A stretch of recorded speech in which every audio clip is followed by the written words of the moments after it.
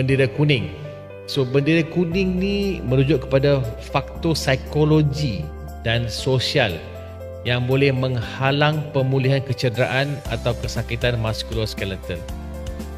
Jadi faktor ni selalunya berkaitan dengan kepercayaan tentang kesakitan dan mengelakkan ketakutan.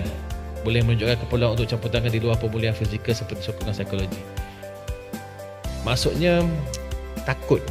Sakit tu takut nak buat fisioterapi ataupun pergerakan dan tidak mengambil tahu sangat dengan gejala-gejala yang dia ada, menyebabkan keadaannya boleh lagi teruk.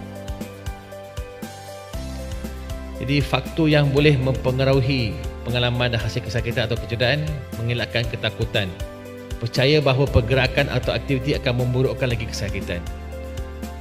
Kerana mereka rasa sakit, jadi mereka tidak mahu mengambil tindakan untuk mengurangkan sakit dengan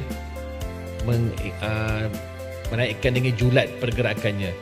Kadang-kadang bila kita tak gerak sendi tu, nanti kan sendi tu akan beku. Jadi menyebabkan lagi teruk keadaan dia. Dan mood negatif, jadi rasa murung, rasa tertekan.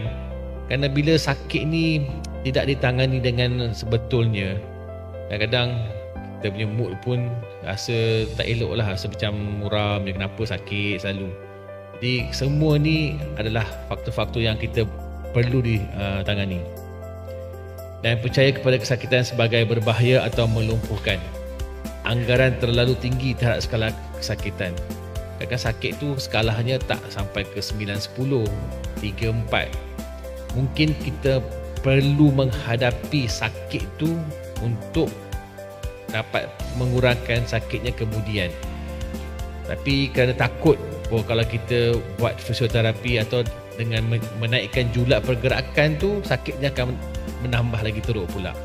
Jadi kita kena syorkan kepada pesakit, rawatan yang kita beri ni bukan untuk memburukkan lagi keadaan, tetapi meringankannya.